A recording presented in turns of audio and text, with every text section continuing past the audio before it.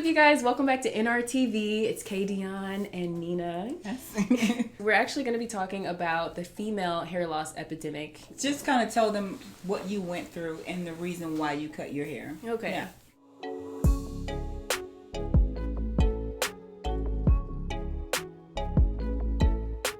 So after a lot of back and forth, you guys, I finally just cut it. I was actually experiencing a lot of hair shedding. I would notice it the most in the shower, like when I would wash my hair. Long strands of hair. It's not just like little short pieces. It would literally be like, It was a white bulb. yeah, and this would happen like over the course of like, I think it was months. It doesn't hurt. My scalp isn't inflamed. It's not breaking out. It's not itchy, and I feel like I'm healthy. And it really just all came from stress. And I did not think that it would ever affect my hair. Well, ever. A lot of women don't think that. Ever. So that's kind of one of the factors of how even a man or a woman can experience hair loss is stress. So you're in a stressful situation, and then you have stress, and then you have a hormone which is called cortisol, which is your stress hormone. So once that hormone is elevated, and if it gets too high, then you can start to experience hair loss. There are so many women of different ethnicity that's losing their hair. And it's huge in our community, especially amongst Black women. And there's so many different factors. You have hormonal hair loss. You have hair loss from a nutritional deficiency. So there's a possibility where you more than likely probably because you were stressful, and then you start to experience hair loss. When you start shedding all over, you could experience something that's called telogen effluvium, where you're disrupting your hair growth cycle and your hair starts shedding all over, versus your hair shedding in a specific area like the top or the back part. In addition to that, there's a possibility that there may be some nutritional deficiency. If you're under a lot of stress, where I find the things that come in handy the most is your B vitamins. Your B vitamins is really good because it helps with your nerves. When you become stressed, and a lot of people don't know that, you have your hair follicle and there is like a muscle there and there's a nerve there. And the nerve can start to release the hair follicle. You're talking about your iron. Want to make sure that your iron levels is up to par. Sometimes that you may need an adequate complete B complex, so all of your B vitamins. Vitamin D is so important when it comes to hair loss. Not only does it help with your parathyroid, but it also helps with your hair. Protein is important. You want to make sure that you're eating adequately. You're having some source of protein, whether it's from meat or whether it's a plant-based protein. From a personal experience, I felt like I was at my best, believe it or not, when I was at a vegetarian diet. But were you enjoying that? I did. I enjoyed it. I felt like I looked good. My skin was good. I didn't have to worry about my stomach being bloated. But were you feeling energized and everything? I did feel energized. I felt energized. I was actually lifting weight at my heaviest when I was a vegetarian. So why not anymore? Because, okay, so I'm gonna be honest. You know, like to be honest. I was scheduled for breast implant surgery. Oh, okay. So when I went to have my blood work done, my iron levels was low. And the doctor said that if you don't get your iron levels up, then we're gonna have to reschedule your surgery. Yeah. Couldn't reschedule my surgery because I need to be at work. I have clients that I have to service. So I knew the quickest way for me to kind of get my iron levels up, in addition to taking iron, was to start back eating meat. So once I got a taste of it, was hooked. I love chicken. I love Gus's chicken. It's mental. So now I'm at the process of trying to be mentally strong so that I can do what I know what I need to do to kind of get my body back in balance. We need to really like do another video and talk about what you eat. What I eat? Yeah, like in a day. Well, like, maybe I should share my journey. I should share my journey so that you guys will have a visual as to this is how Nina looked when she was eating meat, and you know, she's not doing what she need to do, and then so you kind of see the process. Yeah. So I just want to go back to something, the protective styles. So I don't want people to be under the impression that protective styles is bad. The issue that I have with the protective style, and it may not be with the consumer, it may be with the person that's actually doing the installation. So the stylist. The stylist is not giving adequate information And maybe the information that's not given is because maybe we just need more education. You get this protective style, and it's not meant to, for one, be tight. So there should never be a situation to where you're getting a sewing and it's so tight you got to pop an aspirin or you got to take a Tylenol. Ooh. The same thing with braids and any of those type of methods. And especially crochet? Yeah, crochet hairstyles. Yeah. Like that, for one, that's double tension. Your hair is braided down. On top of your hair is braided down. You got hair that's looped in and tied in a knot to stay on your head. It's crazy. I wear braids and I love braids and twists and all those things. It's not that the technique is going to break your hair off. It's the amount of time that you are leaving these techniques in your hair. We have to get back into the habit of loving our hair and wanting to be able to do your hair. It's okay to get a sew-in. It's okay to get braids and all these other things, that these protective styles. But you shouldn't keep it in for long periods of time and you're still trying to hold on to this 2-strand twist or these braids because you're trying to save money. No, for real. Yeah. And protect. Think about it. Your hair. I need a protective style. I need to protect and put it away and not take care of. That's what that means. I'm putting my hair away and I'm not taking care of it. Your hair will grow, but I've seen where the hair is dry and brittle. So these things are great, but not for you to be wearing for 3 months or 4 months. That's crazy. But we don't have no money, Nina. We need to. Then if you don't have money, then you need to get a hairstyle for your budget, and that's just keeping it 100.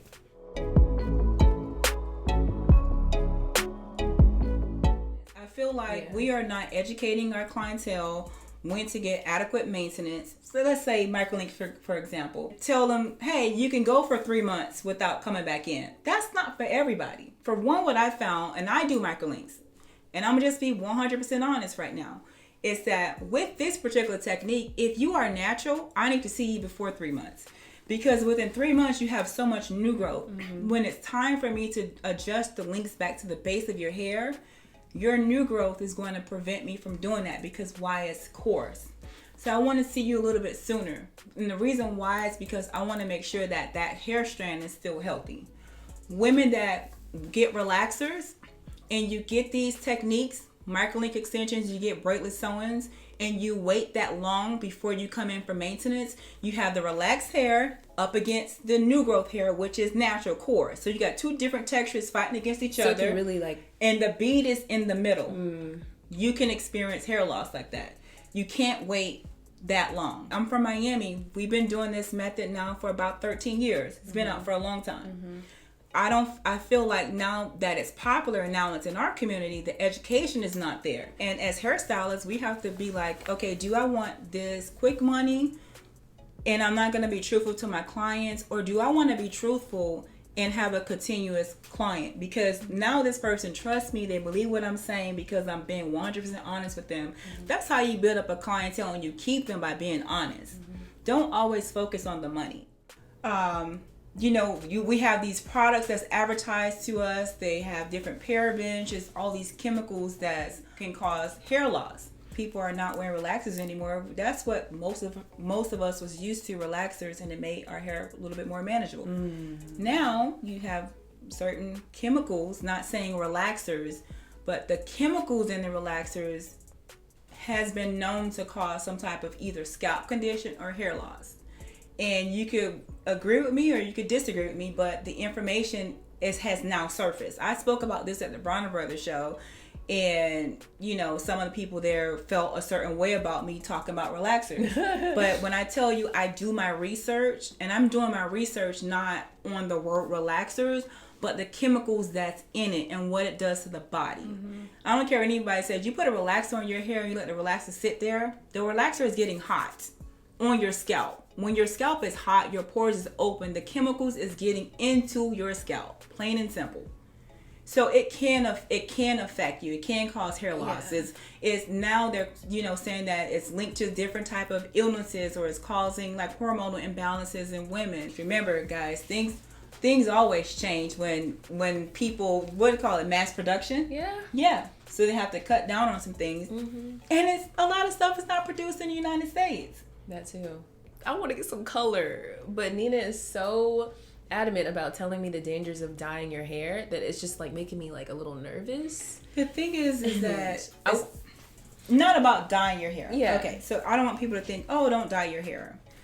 But, and you don't have to take my word for it. I always say go and fish and you will find. Yeah. There are certain chemicals in hair dyes that have been linked, or people are starting to feel like there's a correlation between the chemicals in hair dyes and different forms of cancer. The information is out there. Go take a look for yourself. If you're going to color your hair, which I have color in my hair, you have to mentally know that I'm getting color and I need to be able to take care of my hair, which means that your hair needs hydration. Color is going to naturally dry your hair out. I just know I'm like working on the routine, like it's maintenance. So it is, and you definitely have to take care of it because the color will dry your hair out. So if you're not going to invest in making sure that the hair strands stay hydrated and you keep it moist, then don't do it. I mean, do y'all like it? 'Cause I think it looks good, and I'm all about keeping it simple. Like I'm not big into brands. That's why you guys don't see me she never promoting promotes brands anything. And things like because I just feel like I'm into simple things. Like I can take a oil and I can create a great product from an oil. I could take a basic conditioner base and create my own conditioner. You need to do that. Yeah. Oh, it is on the work. So yeah, definitely. I've been working on that. You guys know from the previous video. So I cut my hair because it was a dedication to my clients who were experiencing hair loss. Yeah. But at the same time, I had some issues because in November, I became very sick and the doctors was trying to figure out what was going on with me. I was having some stomach issues. And then on top of me being anemic and also having endometriosis, they found that I had fibroids. And I knew something was going on because every time I would shampoo my hair was shedding. I'm talking about shedding a lot. So what do you do? So me being a trichologist, I knew what was going on, but I was in denial. And then being in denial, well, I can fix the issue. I can fix what's going on. So let me continue servicing my clients and I'll just fix what's going on. But I never did because I don't have time. So by me not taking care of the issue, I noticed that my sides was becoming thinner and thinner. And because I wasn't taking care of myself, like my iron levels is really low. Wow. On top of it, you have fibroids, and the fibroids, most women, when you have fibroids, you become anemic because the fibroids is like feeding off of your blood. And that's how they grow. So it came to the point, there was a situation in the salon where one of my hair loss clients was in there and a client was staring at her, and I felt like I could kind of feel how she felt uncomfortable and she was sad. And I always preach that beauty comes from within. So I cut my hair off. Cut my hair. And you guys saw that video and I showed you guys how I cut my hair. Well, I didn't like that cut. So what you don't know is I went and got my hair cut again. And this is the one. But I like this one. But the cut that I got before, I hated that haircut. Really? And I felt like I was gonna have a nervous breakdown because she cut my hair too short.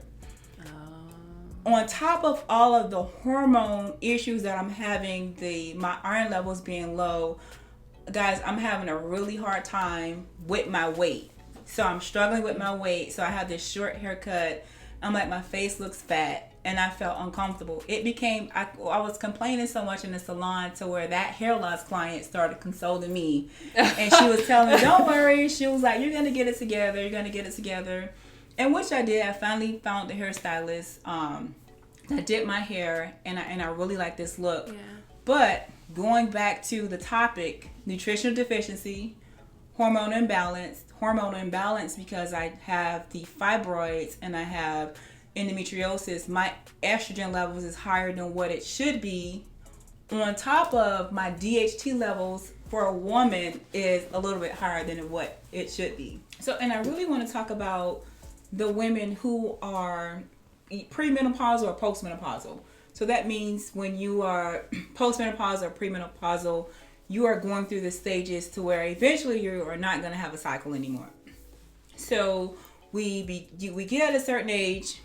We're going through the changes. We don't have a cycle, which means that your estrogen levels is being depleted. So there's things that's happening in the body. your body needs estrogen. So I see these women, they start to experience hair loss.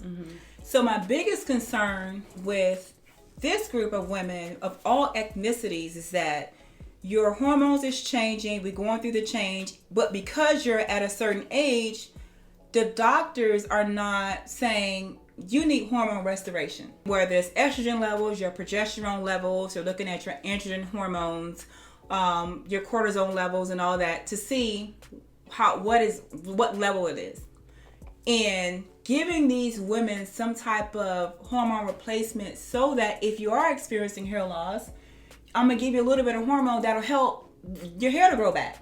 Or your estrogen levels is depleted, you're experiencing vaginal dryness, I'm gonna give you some hormones that's gonna help you out. These women are suffering. That's so sad. Yeah, I have to actually go and find different places where my clients can go to get hormone testing. You have someone like me who wants to help. I know what the issue is, and I don't want to lie and say we're gonna give you PRP treatment and your hair is gonna grow back, or we're gonna do this external treatment when I know that it's internal. So when it's internal like that, we need to do everything at the same time so that the clients get the best results. So you have medication that's causing hair loss with females and also in men. I was on prescription medication for anxiety. Whenever I had anxiety, it would help me naturally calm down. And there's other things like Zoloft or Prozac that they will give you. But a lot of those medications too can cause hair loss. That's why I don't want to take no medication, Lena. I totally get it. But at the same time, there are scenarios where it's out of your control. So I would never tell a hair loss client not to take a prescription. So if you're on a medication and I look and see that medication is known to cause hair loss, then what I'll do is, from a nutritional standpoint, is I'll try to put you on a supplement that's going to help with the side effects of the medication. Gotcha. So there's always a solution. Gotcha. I feel like as a trichologist or even a hair loss practitioner, we should never stray our clients away from using their prescriptions, because their situation, their health may be at a certain point to where they need that prescription. But you can say, let me put you on this supplement or this vitamin that's going to help with your side effects. And I do that a lot. Certain diseases, we didn't touch on that. We have endometriosis. That's me. Lupus is very, big in the African American community. So we have women that are experiencing hair loss from lupus. And I've seen at times where you may have an episode and you lose your hair, but it's a possibility that it can come back. So I've definitely seen it come back. PCOS is a huge one. All women are experiencing hair loss from PCOS. And, most of the time your androgen levels is elevated. And there's other factors too that I've seen that kind of can stunt the growth of your hair and cause you to have weight gain. And I feel like by me working with naturopathic doctors, I'm able to help you. If the doctor give you medication, I'm kind of able to help you on the holistic side to bring balance so that you get faster results. I'm all about results. I'm all about what are you taking that you need? How can I help you with the side effects and just bring balance to the body? It's all about balance.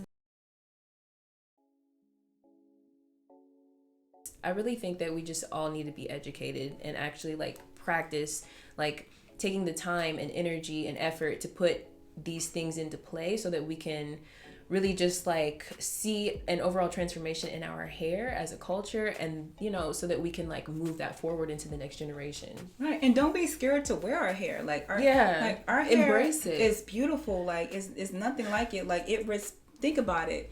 The genetic makeup of your hair was designed to it's a complement to the universe. The texture of your hair was meant to be that texture because the elements of the earth is. I love my hair texture, honestly. I don't mind that I had to cut it. I actually embraced it. It's spiritual. It's exciting. It's a new chapter. But at the same time, you got to take care of your base. You want to make sure that the foundation is good so that if you do want to, wear these other things, it's there. It's okay.